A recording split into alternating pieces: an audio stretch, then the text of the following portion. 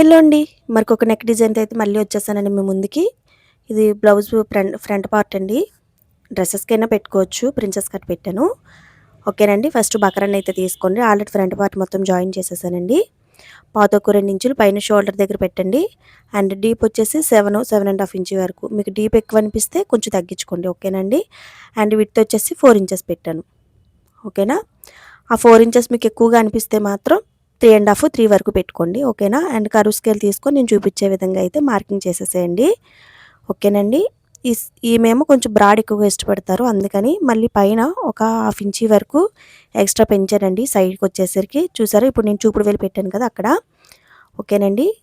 ఒక 1 ఇంచ్ లేదా 1.5 ఇంచ్ వరకు ఎక్స్ట్రా ఉంచేసి సేమ్ ఇప్పుడు ఎలా అయితే మార్కింగ్ చేసుకున్నామో అదే విధంగా కటింగ్ అయితే చేసేసేయండి. ఓకేనండి. సేమ్ లైనింగ్ కూడా తీసుకోండి. లైనింగ్ తీసేసుకొని షైనింగ్ వచ్చేది లైనింగ్ మీద పెట్టేసి మొత్తం జాయింట్ అయితే చేసేసేయండి. జాయింట్ అయిపోయిందండి. అండ్ బక్రాన్ని షోల్డర్ 2 ఒకే దగ్గర పెట్టేసి మిడిల్లో కటింగ్ అయితే ఇవ్వండి.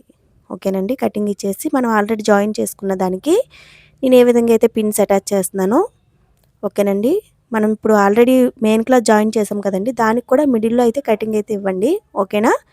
సెంటర్కి పెట్టేసి షోల్డర్స్ 2 మిడిల్లోకి కటింగ్ ఇచ్చేసి ఇప్పుడు నేను చూపించే విధంగా పిన్స్ అన్నీ పెట్టేసి అడ్జస్ట్ అయితే చేసేసేయండి. ఓకేనండి. ఇప్పుడు స్టిచ్చింగ్ చేయడం చూపిస్తున్నాను, ఒకసారి చూసేయండి. ఓకేనండి. ఇప్పుడు ఏ విధంగా అయితే మనం కట్ చేసుకున్నామో దాని ప్రకారం ఒక 1/2 ఇంచ్ వెడల్పులో స్టిచ్ అయితే వేసుకోండి. ఓకేనండి. చూడండి, మొత్తం అయిపోయింది. పిన్స్ అన్నీ ఓపెన్ చేసేసేయండి. ఓపెన్ చేసేసి ఇంకొక స్టిచ్ అయితే వేయండి. నేను ఎప్పుడు చెప్పిన ప్రాసెస్ ఏనండి. డబుల్ స్టిచ్ వేయడంలో ఏంటి అంటే బెనిఫిట్, ఫస్ట్ స్టిచ్లో ఏవైనా లోపాలు ఉంటే సెకండ్ స్టిచ్ వేసేటప్పుడు వాటిని కవర్ చేస్తూ వేసేసేయండి. ఓకేనండి. ఒక 2 పాయింట్స్ వరకు క్లాత్ ఉంచుకొని కటింగ్ అయితే చేసేయండి. ఆ రౌండ్ దగ్గర అండ్ కోనీల దగ్గర చేస్తే సరిపోతుంది. ఓకేనండి. నేను ఏ విధంగా అయితే చూపిస్తున్నానో అదే విధంగా మొత్తం కటింగ్స్ అయితే చేసేసారు కదా. చేసేసిన తర్వాత పైన ఎడ్జ్ కుట్టు కూడా వేసేయండి. ఓకేనండి.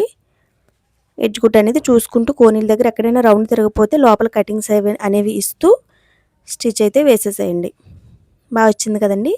ఒకసారి అయితే ట్రై చేయండి ఎలా ఉండింది ఏంటని. అయితే ఇది సింపులే, కాకపోతే కొంచెం ఇది మంచి ఎక్కువగా ట్రెండ్ అవుతుంది కదా ఇప్పుడు, అందుకని మళ్ళీ ఇంకొకసారి అయితే మీకు చెప్తున్నాను.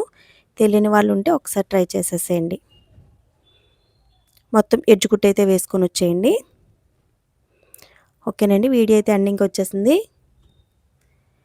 ఎవరికైనా నేను చెప్పే విధానం అండ్ నేను స్టిచ్ చేసేవి ఎవరికైనా నచ్చినట్లయితే ఛానల్ సబ్స్క్రైబ్ చేసుకోండి. ఓకేనండి. లైక్ చేయండి, షేర్ చేయండి, సబ్స్క్రైబ్ చేయండి. Thank you.